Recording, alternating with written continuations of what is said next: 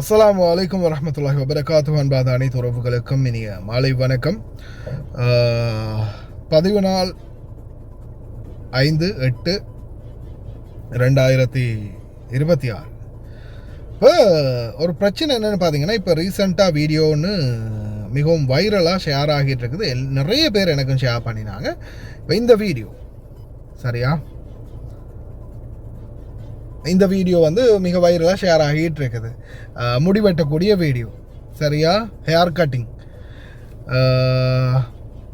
இதில் பார்த்தீங்கன்னா உங்களுக்கே தெரியும், மொத்தமாக அந்த பெண்ணுடைய தலையில் இருந்தால் மொத்த முடியையும் இறக்கி சாதாரணமாக இப்போ ஒரு ஆண் முடி மாதிரி இந்த இடம் வரைக்கும் ஒட்டோடு வெட்டிட்டாங்க.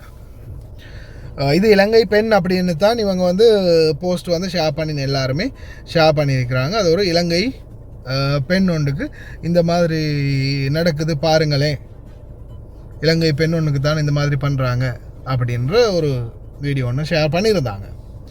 மக்களே, எனக்கு இருக்கிற மெயினான பிரச்சனை என்னென்னா, இதில் என்ன பிரச்சனைனா, நான் இந்த வீடியோ டவுன்லோடு கொடுத்துருக்குறேன்.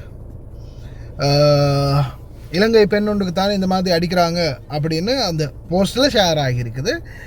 அதே மாதிரி பார்த்திங்கன்னா, தலைமுடி வெட்டுறது, தலைமுடியை வெட்டி இந்த மாதிரி அநியாயம் பண்ணுறது, இது எல்லாமே அந்த இடத்துல ரெக்கார்டிங் ஆகுது.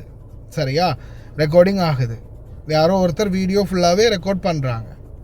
அந்த நேரத்தில் அந்த பாதிக்கப்படக்கூடிய பெண் இருக்கிறாங்க தானே, அந்த பாதிக்கப்படக்கூடிய பெண் அவங்க அந்த இடத்துல சரி பாதிக்கப்படுறாங்க. இலங்கை பெண், அது எந்த ஒரு பெண்ணாக இருந்தாலும் இது தவறு. இது முற்றிலுமே தவறு. அப்படி செய்யக்கூடாது. உண்மையிலே அது ஒரு செஞ்சது மிகப்பெரிய ஒரு அநியாயம் அப்படின்னு சொல்லலாம். யாராக இருந்தாலும் ஒரு பெண் தானே, எதாக இருந்தாலும் தண்டனை கொடுக்கறதுக்குன்னு ஒரு விதம் இருக்குது. தண்டனைக்கு ஒரு ஒரு ஒரு நியாயம் இருக்குது. அவங்களோட இஷ்டத்துக்கு இப்படி தண்டனை கொடுக்க முடியாது இல்லையா. அடிக்கிறது, அதே மாதிரி முடியை பிடிச்சி வெட்டுறது, இது தண்டனை இல்லை.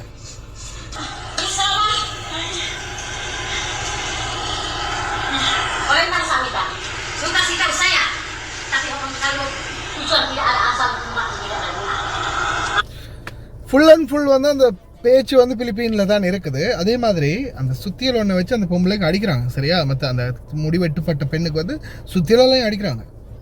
அப்படி அடிக்கும்போது கூட அந்த ஐனையோ ஒயினையோ ஒன்று அந்த வார்த்தை ஒன்று சொல்கிறாங்க அவங்க. இப்போ சாதாரணமாக இன்னொரு முக்கியமான இதில் ஒரு ஃபேக்ட் என்னென்னா, சரியா, கடைசி கட்டத்தில் கதை திறந்துட்டு வெளியே சட்டுன்னு ஓடுறாங்க. சரியா, இந்த பெண் என்ன செய்கிறாங்கன்னா, ஜன்னலில் அந்த இது பார்த்து நிற்கிற மாதிரி அந்த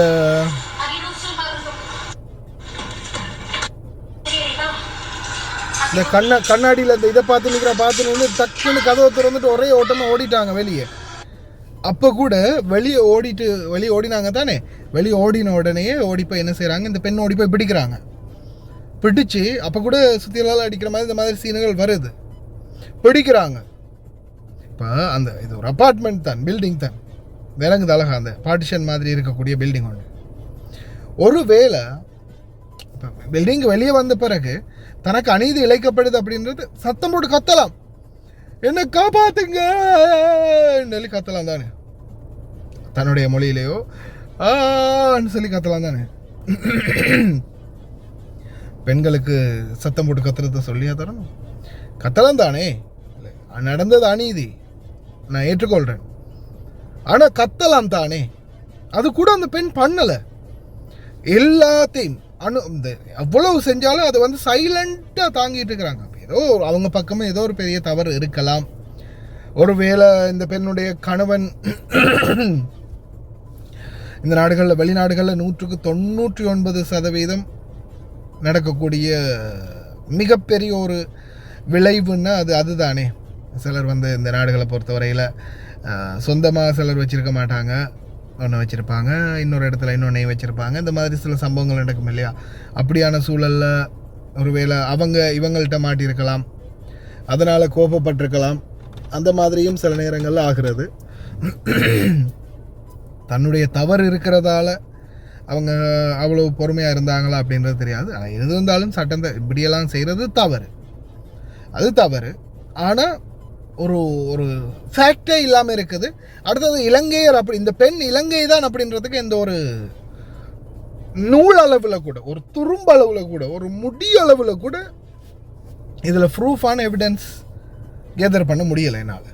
ஏன்னா நான் இதை வந்து வண்டியில் என்னுடைய டோட்டல் சவுண்டு, மேக்ஸிமம் சவுண்டு பார்த்தீங்கன்னா கிட்டத்தட்ட 35 வருது. இதில் இந்த 35 சவுண்டை நான் வச்சா, நான் நினைக்கிறேன் சாதாரணமாக ஒரு 50 மீட்டர் தூரத்துக்கு இந்த சவுண்டு கேட்கும். வண்டிக்குள்ளே ஃபுல் கண்ணாடியெல்லாம் உயர்த்தி ஏசியெல்லாம் ஒன் பண்ணி கண்ணாடியெல்லாம் ஃபுல்லாக பூட்டி வச்சுருந்தாலும் ஒரு 50 மீட்டர் தூரத்துக்கு கேட்கும் இந்த வண்டிக்குள்ளே நான் ஃபுல் சவுண்டில் வச்சுட்டு வெளியாகினேன். அப்படி ஒரு சவுண்டில் வச்சு கூட நான் கேட்குறேன். ஒரு வார்த்தை சரி, இந்த பெண்ணை பற்றி ஏதாவது ஒரு வார்த்தை வருதா, இல்லை இந்த அடி வாங்கக்கூடிய பெண் ஏதாவது ஒரு வார்த்தை பேசுகிறாங்களா அவங்க மொழியில் அப்படின்னு பார்த்தா இல்லை, அதுவும் கான்ஃபிடென்ட்டாக இல்லை. அதே மாதிரி இந்த பெண் அவங்கள்ட்ட பேசுகிறதும் அவங்க மொழியிலே தான் பேசிக்கிறாங்க. இப்போ நீங்கள் யோசிச்சு பாருங்கள், உங்களுக்கும் ஒரு இன்னொரு நாட்டுக்காரங்களுக்கும் பிரச்சனை, அவங்களோட ஸ்பீக் பண்ணுற மொழி வந்து உங்களுக்கு இப்போ பிலிப்பீன் மொழி பெரும்பாலும் நம்ம ஆளுங்களுக்கு தெரியாது இல்லையா. இப்போ அவங்களும் நம்மளோட பேசும்போது ஒன்று அரபியில் இல்லைன்னா இங்கிலீஷில் தான் 190% பேசுவாங்க. நம்மளுக்கும் புரியணும் இல்லையா அவங்க பேசுகிறது நம்மளுக்கும் புரிகிற மாதிரி தானே. ஏதாவது பிரச்சனை வந்தால் அடிதடி வந்தாலும் ஒன்று அரபியில் இல்லாட்டி இங்கிலீஷில் தானே கூடுதலாக நம்ம பார்த்த ஃபைட்டுகள் அப்படி தான் நடக்கும். இப்போ இது வந்து தனி அவங்க மொழியிலே தான் பேசிக்கிறாங்க. அந்த பட்சத்தில் வந்து இது இலங்கை யாராக இருந்தாலும் பெண் தான் பாதிக்கப்பட்டது, அநியாயம் தான். ஆனால் வெளியில் தப்பி ஓடினவங்க கத்திரிக்கலாம், அதுவும் பண்ணலை. அவங்க அப்படியோ அனுபவிச்சுட்டு சத்தம் இல்லாமல் இருக்கிறாங்க. பிடிபட்டுட்டாங்க, அப்பையும் படிக்கட்டில் வச்சு அடிக்கிறாங்க, அப்பையும் சத்தம் இல்லாமல் இருக்கிறாங்க. அதே மாதிரி இன்னொரு பக்கம் அந்த ஒரு வார்த்தை கூட இலங்கை அப்படின்றதுக்கான கான்ஃபிடென்ஷியலான எந்த ஒரு இதுவும் இல்லை அதில். அதனால் இவங்க இலங்கை அப்படின்றது என்னால் வந்து ஏற்றுக்கொள்ள முடியலை. அப்படி ப்ரூஃப் இருந்தால் யாராவது கொண்டு வாங்க, பேசலாம்.